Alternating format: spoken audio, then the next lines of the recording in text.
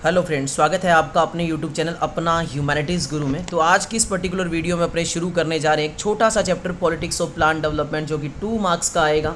तो इसमें मैं इंपॉर्टेंट बातें ही आपको बताऊंगा और हल्का हल्का पंखा चल रहा है तो हो सकता है थोड़ा साउंड आपको आए, तो प्लीज़ उसको इग्नोर करना। मेरी एक एक बात आपको समझ में आएगी, मैं एकदम तेज़ आवाज़ में बोलने का प्रयास कर रहा हूँ ताकि हर चीज़ आपको समझ में आए। लाइन टू लाइन ना पढ़ाते हुए कॉन्सेप्ट को कवर करवाऊँगा। नोट्स आपके सामने, किसी भी मेरी छोटी बहन या भाई को नोट्स चाहिए तो कॉन्टैक्ट कर सकते हो।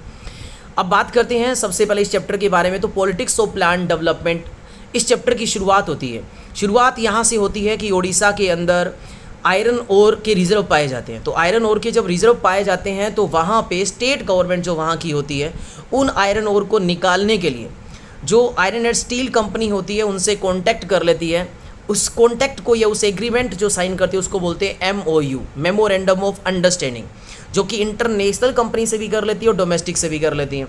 अच्छा ठीक है, इससे क्या सोचा स्टेट गवर्नमेंट ने? इससे ये सोचा कि गवर्नमेंट को पता था कि इससे कैपिटल इन्वेस्टमेंट होगी तो एम्प्लॉयमेंट अपॉर्चुनिटी बढ़ेगी, हमारे स्टेट की क्या होगी, इनकम बढ़ेगी। तो अच्छी चीज़ है, कोई गलत बात नहीं है। लेकिन वहाँ की ट्राइबल लोगों को सिंपल सी बात है इससे प्रॉब्लम होगी, क्योंकि ट्राइबल लोगों को वहाँ से क्या करा जाएगा, डिस्प्लेस करा जाएगा। तो ट्राइबल पीपल के सामने चैलेंज आ गया कि डिस्प्लेस करा जाएगा। एनवायरमेंटलिस्ट ने कहीं ना कहीं कंसर्न करा कि इससे एनवायरमेंट पॉल्यूट होगा। और सेंट्रल गवर्नमेंट को ये था कि अगर मान लो हमने ऐसी अपॉर्चुनिटी को खोया कि हमारे पास आयरन ओर की रिजर्व है, उसके बावजूद भी हमने इन्वेस्टमेंट नहीं करी वहाँ पे, तो जो वर्ल्ड के सामने, बाकी कंट्रीज़ के सामने हम एक बैड एग्जांपल शो करेंगे। और वो क्या कि भाई हम इन्वेस्टमेंट को डिस्करेज कर रहे हैं। तो हर एक की क्या होगी, अपनी डिफरेंट एस्पिरेशन होगी। तो इससे अपने को क्या समझ में आया, इससे अपने को ये समझ में आया कि जब भी गवर्नमेंट कोई भी प्लानिंग लेके आती है डेवलपमेंट के लिए, तो सोसाइटी में हर एक सेक्शन जो बिलोंग करेगा उनमें से कुछ को पक्का उस जो प्लानिंग ऑफ डेवलपमेंट लेके आएगी गवर्नमेंट, उससे बेनिफिट होगा, लेकिन कुछ को उसके ऊपर एडवर्स इफेक्ट पड़ेगा ही पड़ेगा। मतलब एक का डेवलपमेंट हो सकता है दूसरे को हार्म करे। जैसे यहाँ पे स्टेट गवर्नमेंट ये चाहती थी कि अगर इसको लगाएंगे तो स्टेट की इनकम बढ़ेगी, ऑब्वियस सी बात है। और जो वहाँ पे डोमेस्टिक जो कंपनीज लगा रहे हैं या इंटरनेशनल कंपनी जो वहाँ पे आएगी, ऑब्वियस सी बात है उनको भी बेनिफिट होगा। लेकिन ट्राइबल पीपल का यहाँ पे क्या नुकसान है कि वो डिस्प्लेस कर दिए जाएंगे। और सेंट्रल गवर्नमेंट की अपनी एक इच्छा है कि अगर हमने यहाँ पे नई इन्वेस्टमेंट करा तो हम एक एग्जांपल पेश करेंगे कि भी हमने इन्वेस्टमेंट को डिस्करेज करा है, जबकि वो करने से ऑब्वियस सी बात है कि देश की इनकम बढ़ेगी। अगर किसी एक पर्टिकुलर पार्ट की इनकम बढ़ रही है तो टोटल कंट्री पे इम्पैक्ट तो पड़ेगा ही पड़ेगा। लेकिन एनवायरमेंटलिस्ट का यहाँ कंसर्न था कि एनवायरमेंट पॉल्यूट होता है, तो हर एक का यहाँ पे डिफरेंट कंसर्न था। तो इस एक छोटे से एग्जाम्पल से अपने को ये समझ में आता है कि जब भी ऐसी कोई कंडीशन होती है तो हो सकता है कि गवर्नमेंट को कई सारे लोगों से डिसीजन लेना पड़े, यानी कि प्लानर से डिसीजन ले, जो एनवायरमेंटलिस्ट है उनसे कंसर्न करे, डिसीजन ले कि भाई एडवाइस ले कि भाई हम ये इन्वेस्टमेंट करें या नहीं करें। लेकिन फाइनल जो डिसीजन लेने की पावर होगी वो गवर्नमेंट के ही हाथ में होगी।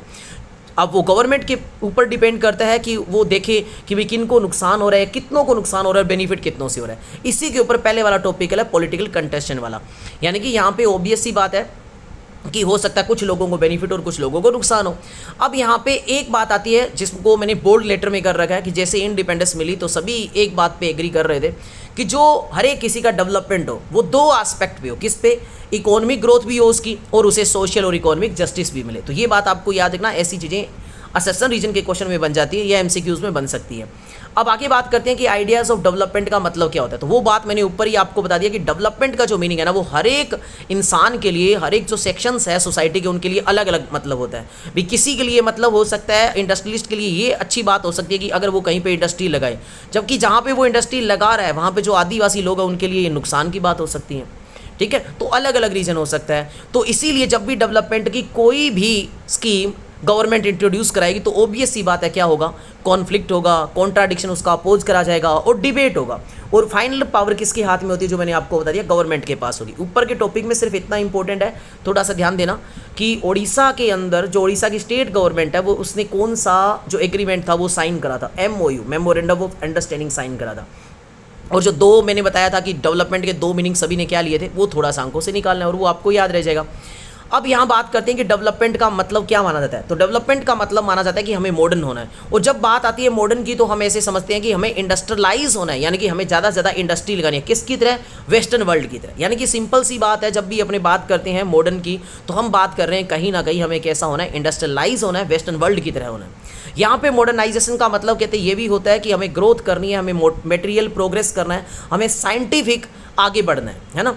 ये होती है। अब शुरुआत में एक इम्पोर्टेंट बात आई थी कि जब हमारी कंट्री को इंडिपेंडेंस मिली थी तो हमारे पास दो ऑप्शन थे डेवलपमेंट के। एक ऑप्शन था हमारे पास कि हम कैपिटलिस्ट मॉडल अपनाएं, यानी कि हम यहाँ पे हर एक बंदे को फ्रीडम दे दें कि भाई आपको जो काम करना है आप करो, यानी कि लीगल जो भी काम है वो करो, गवर्नमेंट की इंटरफेयर बहुत कम होगी, यानी कि जिसको अपने बोलते हैं फ्री इकोनॉमी दे दे, जैसा कि यूरोप और यूएसए के अंदर चलता है, वेस्टर्न यूरोप खासतौर से और यूएसए के अंदर चलता है। या दूसरा था सोशलिस्ट मॉडल जो कि यूएसएसआर फॉलो करती, कि हर चीज़ गवर्नमेंट के अंडर हो और गवर्नमेंट अपने हिसाब से काम करे और एग्लिटेरियन या इक्वालिटी के बेसिस पे सोसाइटी को क्रिएट करने का काम करे। तो हमारे सामने ये ऑप्शन था और आपको पता है हमने मिक्स्ड इकोनॉमी वाला मॉडल चुना था, यानी कि जिसमें कुछ बातें गवर्नमेंट के अंडर ज़्यादा रहेगी और कुछ प्राइवेट को छूट दी थी। अब बात करते हैं यहाँ पे एक टॉपिक आता है प्लानिंग का।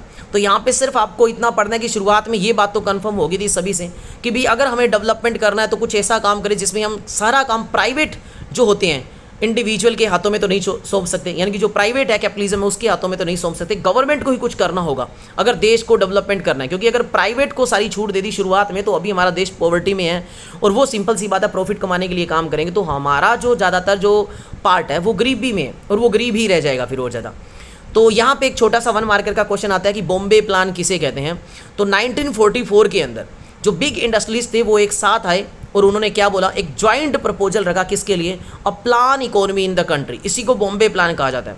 यानी कि वो चाह रहे थे कि मेजर इनिशिएटिव ले इंडस्ट्रियल के फील्ड में, गवर्नमेंट जो भी डिसीजन ले उसमें, उसी को बॉम्बे प्लान कहा गया। तो आपको ये 2 लाइन्स याद करनी है सिंपल सी कि big industries got together in 1944 and drafted a joint proposal for setting up a plan economy in the country, it was called the Bombay plan. यानी कि वो कहीं ना कहीं आए सारे इंडस्ट्रियलिस्ट, उनको पता था कि गवर्नमेंट इंडिपेंडेंस के बाद कुछ इस तरह से डिसीजन लेगी, तो उन्होंने कहीं ना कहीं पहले से अपनी बात रख दी कि भी इंडस्ट्रियल के फील्ड में आप कुछ एक प्लान इकोनॉमी तैयार करो ताकि हमें भी कुछ बेनिफिट मिले। ऐसा ना हो कि इंडस्ट्री को आप जमाईबंदी कर दो हमारे लिए। तो ऐसा कुछ वो चाहते थे। अब हमारी कंट्री में प्लानिंग करने के लिए एक कमीशन को बनाया गया जिसका नाम था प्लानिंग कमीशन, जो कि मार्च 1950 में सेटअप होती है। तो इस बात को आपको याद रखना है। प्लानिंग कमीशन का क्या काम होगा, प्लानिंग कमीशन का ये काम होगा कि ये सबसे बड़ी सेंट्रल मशीनरी होगी जो ये डिसाइड करेगी कि हमारी जो गवर्नमेंट है वो स्ट्रेटजी किस तरह से बनाए, किस तरह से वो डेवलपमेंट के लिए काम करे। तो हमने अर्ली इंसेंटिव्स जो लिए, हमने शुरुआत में जो काम करने की ठानी वो हमने इस प्लानिंग कमीशन को दिया। और ये जो प्लानिंग कमीशन है ये 5 साल के लिए प्लान बनाएगी। और ये जो 5 साल के प्लान बनाने का कॉन्सेप्ट है ये हमने यूएसएसआर से लिया, यानी कि सोवियत यूनियन से लिया कि 5 साल के लिए प्लानिंग कमीशन प्लान बनाएगी। डिफरेंट जो भी इश्यूज़ है, डिफरेंट जो हमारे चाहे एग्रीकल्चर की बात हो, चाहे सेकेंडरी की हो, चाहे टर्सरी में होगी, यानी कि किस में कितना इन्वेस्टमेंट करना और किस पे कितना खर्चा करना है ये डिसाइड पहले ही हो जाएगा और उसके ऊपर बाद में इंप्लीमेंट करा जाएगा। 5 साल तक उन पे काम किया जाएगा। ठीक है, तो ये बात आपको ध्यान रखनी है। यानी कि सिंपल सी बात है कि गवर्नमेंट ऑफ इंडिया क्या करेगी, एक डॉक्यूमेंट बनाएगी कि कहाँ से इनकम जनरेट करनी है 5 साल के लिए और कहाँ पे अपने को एक्सपेंडिचर करनी है। इसमें 2 तरह के, मतलब जो हमारा ये जो बजट था जो जिसके ऊपर प्लानिंग करनी थी, चाहे वो सेंटर का हो चाहे वो स्टेट का हो, उसको 2 पार्ट में बांट दिया गया। एक को बोलते हैं नॉन प्लान बजट, एक को बोलते हैं प्लान बजट। अब नॉन प्लान बजट वो थे जिनको ईयरली बेसिस पे जिन पे खर्चा होना ही है, डे टू डे रूटीन का जिन पे खर्चा होना ही है, उनको नॉन प्लान बजट में रखा गया। और प्लान बजट में उनको रखा गया जिन पे फिक्स 5 सालों के अंदर हमें खर्चा करना है, 5 सालों में हमें इन्वेस्टमेंट करनी है, उनमें रखा गया। तो ये आसान सी बातें, यहाँ से क्वेश्चन बहुत रेयर है बनने की पॉसिबिलिटी, बट ठीक है, आप एक बार इसे करके जाओगे तो कोई भी क्वेश्चन बनेगा तो आप कर सकते हो। तो इस तरह से किया गया। अब आता है हमारा सबसे इंपॉर्टेंट क्वेश्चन जहाँ से बनने की पूरी पॉसिबिलिटी रहती है, क्या कि 5 ईयर प्लान जो पहला था हमारा शुरू कब हुआ, इसमें किस पे काम किया गया, और फिर सेकंड 5 ईयर प्लान। बस 2 टॉपिक छोटे से रहते हैं और चैप्टर हमारा हो जाएगा फिनिश और इससे बाहर कोई भी क्वेश्चन आपका आएगा नहीं। तो फर्स्ट 5 ईयर प्लान जो था वो हमारा इंप्लीमेंट होता है दिसंबर 1951 में और उस टाइम में पीएम थे जवाहरलाल नेहरू। तो कहा जाता है कि under the leadership of Jawaharlal Nehru के लीडरशिप में। और उनके इकोनॉमिस्ट कौन थे जिन्होंने ये प्लान को ड्राफ्ट करा था, वो थे एक यंग इकोनॉमिस्ट जिनका नाम था के.एन. राज।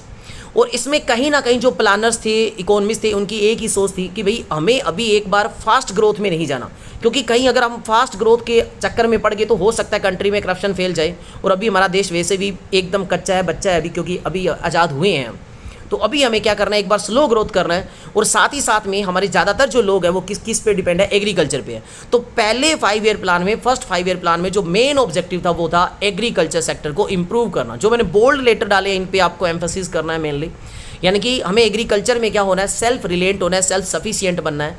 अगर यही हमने अचीव कर लिया तो समझ लो कि हमारी आधे दुख दर्द तो दूर हो जाएंगे, आधे से ज़्यादा। तो इसके की एरियाज़ क्या थे, एग्रीकल्चर प्रोडक्शन बढ़ाना और जो फूड शॉर्टेज है उसको दूर करना।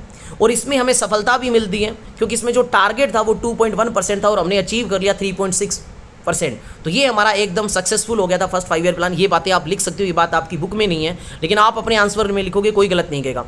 फर्स्ट 5 ईयर प्लान का जो मॉडल था उसका नाम है हेरोड-डोमार मॉडल के ऊपर बेस्ड था।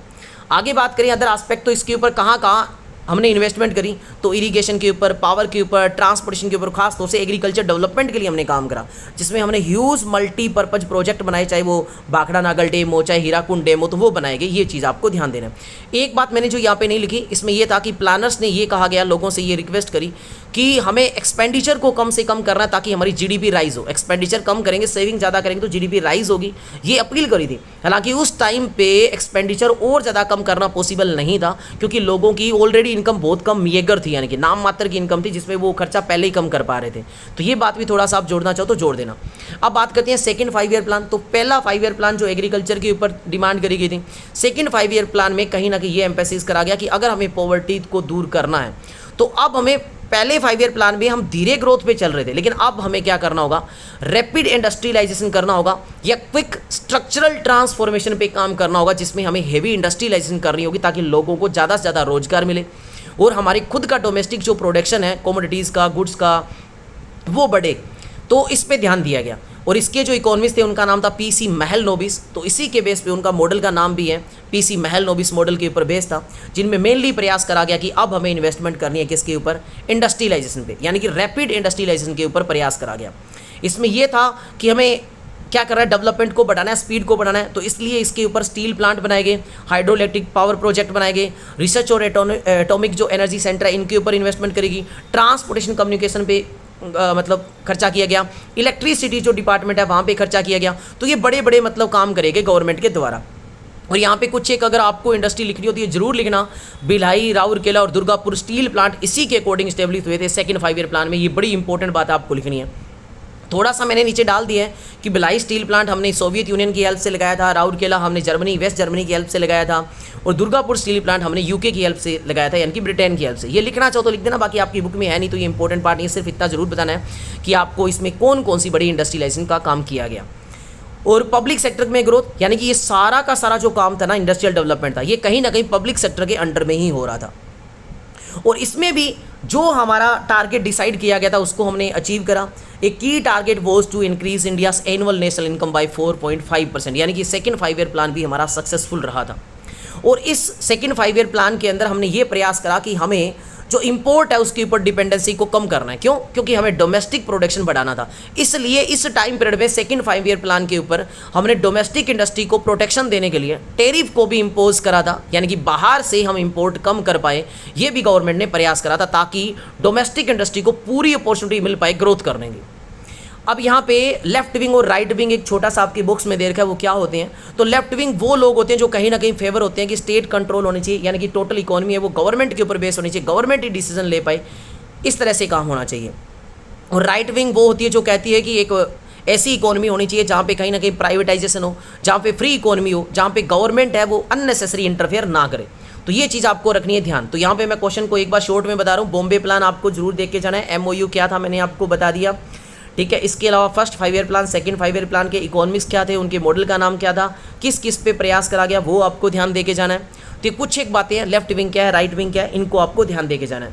तो आई होप एक छोटी सी वीडियो से जो लगभग 14 मिनट की जिसमें मैंने सारा चैप्टर कवर करा आपको डेफिनेटली हेल्प होगी। मिलते एक नई वीडियो में नई टॉपिक के साथ। जय हिंद, जय भारत।